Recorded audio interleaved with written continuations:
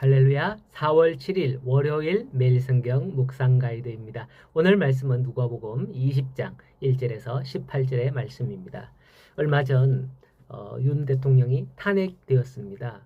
헌법재판관들은 대통령이 계엄령을 선포한 게 무슨 이유에서든 대통령의 권위를 벗어난 행동이다라고 보고서 저는 합의로 탄핵을 결정했죠.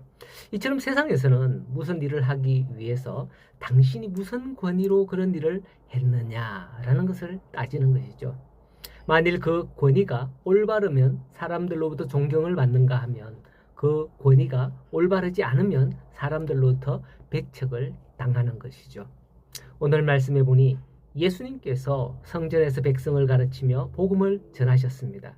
그런데 대제사장들과 서기관들이 장로들과 함께 와서 당신이 무슨 권위로 이런 일을 하느냐 하면서 누가 당신에게 이 권위를 주었느냐라고 또 따지는 것을 볼 수가 있습니다.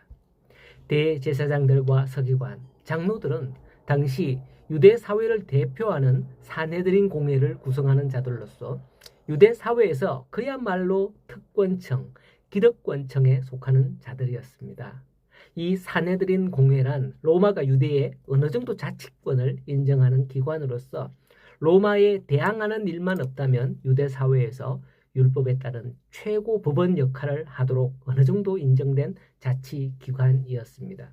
산헤드린 공회의 회원수는 최소 23명에서 72명, 보통은 72명까지 구성되어 있는데 제사장이라는 지위는 레위지파 중에서 특히 사독의 후손이라 하는 사두개인들이 차지하고 있었고요.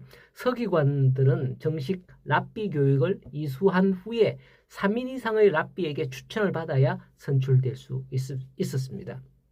그리고 장로의 직분 또한 자기가 속한 12지파 있죠. 그 지파에서 선출되어야만 산헤드린 회원으로 가입할 수 있었기에 산헤드린 회원은 막강한 실력을 쥐고 있었던 것입니다. 이에 그들은 성전을 중심으로 유대 사회를 관장할 수 있었는데 로마도 이 예루살렘 성전을 함부로 하지 못하는 것이었죠. 건들면 반란이 일어나니 오히려 로마에서는 다신교를 인정하기 때문에 유대교점이야 인정해주는 거 아무것도 아니잖아요. 유대교의 중심인 성전에 대해서 우호감을 가지고 있었던 거죠. 그렇기 때문에 그들이 볼 때에 갑자기 나타난 예수라는 선지자가 자기들의 영역인 성전에서 가르치고 복음을 전하는 것을 본 거예요. 그때 그들이 와서 당신이 무슨 권세로 여기서 이런 일을 하느냐 했던 것이죠. 여기서 그들의 치밀한 계략과 함정이 있었습니다. 예수님께서 무슨 말을 하시든 그들은 예수님을 올가매어서 내어 쫓으려고 하겠다 하는 그런 생각을 하는 겁니다. 왜냐하면 그동안 자기들이 만들어 놓은 틀이기 때문에 그 어떤 말로도 그걸 깨뜨릴 수 없다. 네가 왜 여기 들어오냐. 나가라. 텃세죠. 그런 거예요.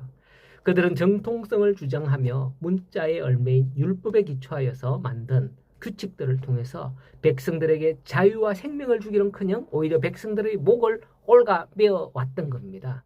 자기들의 말이 곧 하나님의 율법에 일치되는 말이니 무조건 수용해야 된다라는 식으로 말이죠. 그렇게 그들은 높임을 받았고 존경을 받았고 절대적이었습니다. 그래서 예수님께서는 그들이 메어놓은 그 올무를 풀어주기 위해서 가르치시며 복음을 전하였던 것이고 결국 이 일을 완성하기 위해서 율법대로 그들을 위해 죽으셔야만 하는 것을 보여주셨던 것입니다.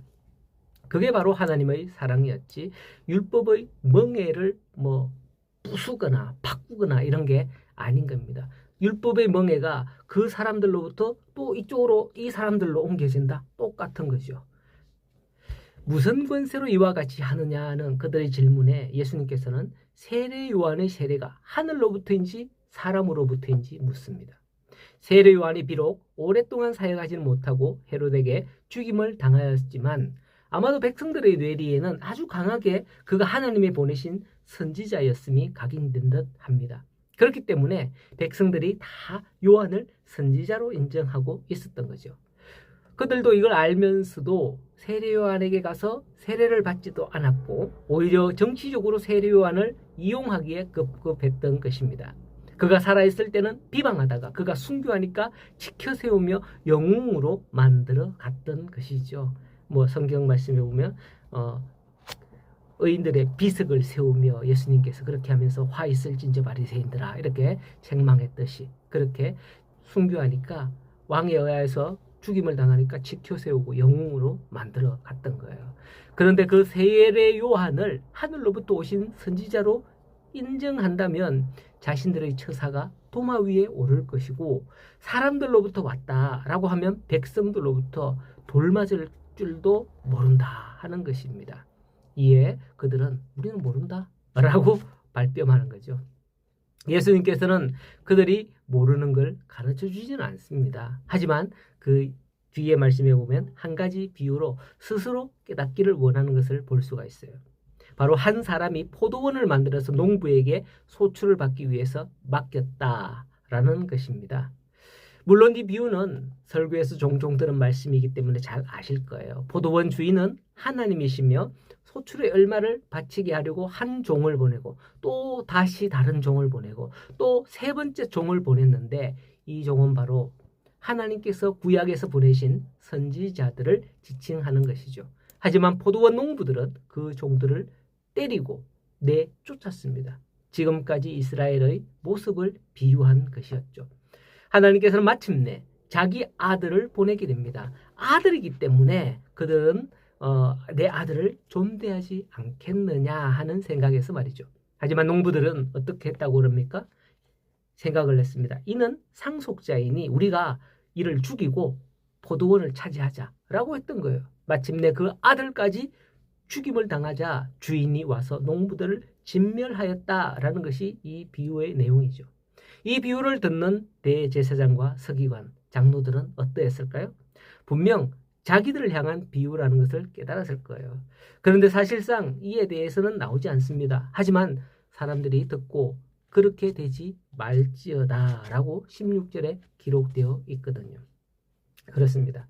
예수님께서는 우리에게 무언가를 바로 이거야 라고 이건 잘못된 거야 이건 이렇게 해야 돼 라고 직접적으로 가르쳐 주지는 않습니다. 아니 어쩌면 직접적으로 가르쳐 줘도 못 깨닫죠. 사실 가룟 유다에게 네가 나를 팔리라 라고 했을 때에 그랬음에도 불구하고 가룟 유다뿐만 아니라 함께 있던 제자들조차도 깨닫지 못했다고 복음서에 그렇게 기록되어 있잖아요.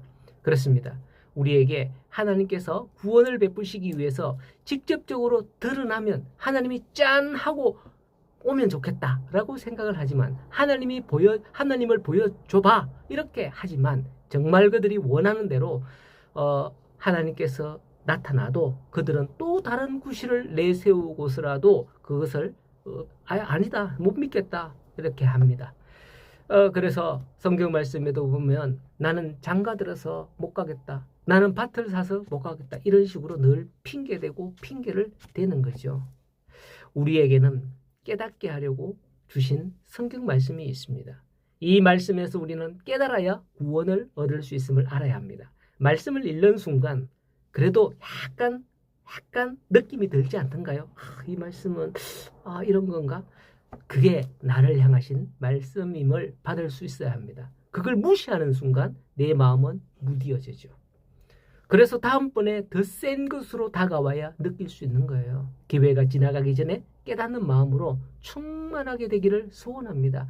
조금씩 하나님의 말씀으로 충만하게 되면 이 말씀은 이런 뜻이구나. 이 말씀은 이런 뜻이구나. 우리는 깨닫고 하나님께 감사할 수 있어요.